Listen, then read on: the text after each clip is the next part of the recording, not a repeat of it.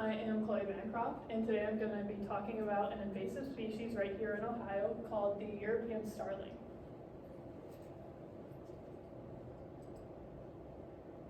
So the European starlings are small to medium-sized birds, about the size of a robin.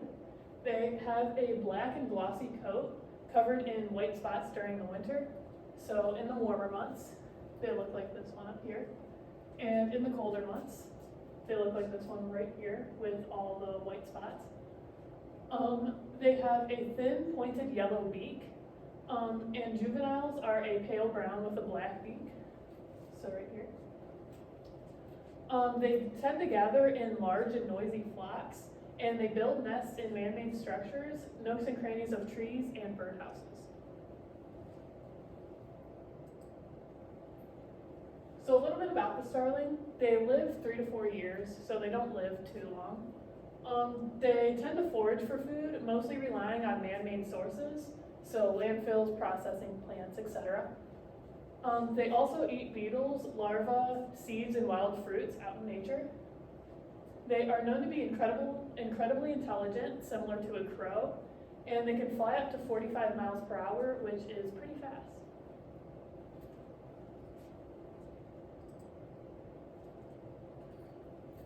So, hence the name. They are mostly living in Europe. So how did they get here to America? So they were released in New York City's Central Park in 1890 by a Shakespeare enthusiast. So this guy loved Shakespeare, he went to Europe, and he gathered up a ton of birds that are written about in Shakespeare's literature. And then he came to New York City's Central Park because he wanted these birds to also be in America.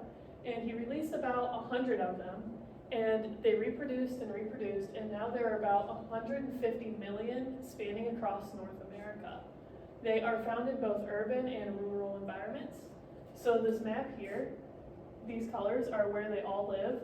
So they are found all in North America, even spanning into a little bit of Canada and Mexico.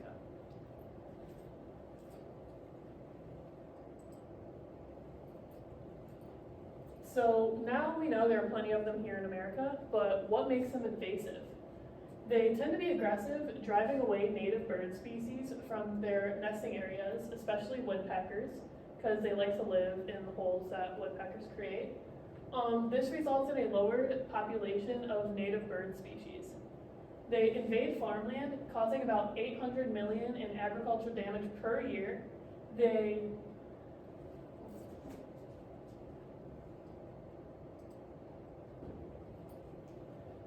eat the fruit, they consume animal feed, and they spread diseases to domesticated animals, especially cows. They are also an aircraft safety hazard. They tend to nest a lot at airports and interfere with the planes.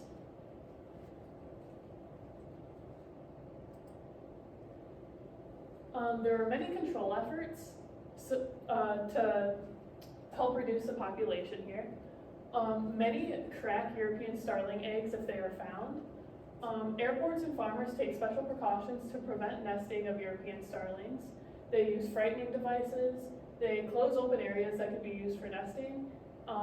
Some trap and relocate them, and others net their crops. Like this picture here, they put a net over all of their crops, fruits, to prevent the birds from getting to them. They are not protected in many states, so some choose to simply shoot the birds.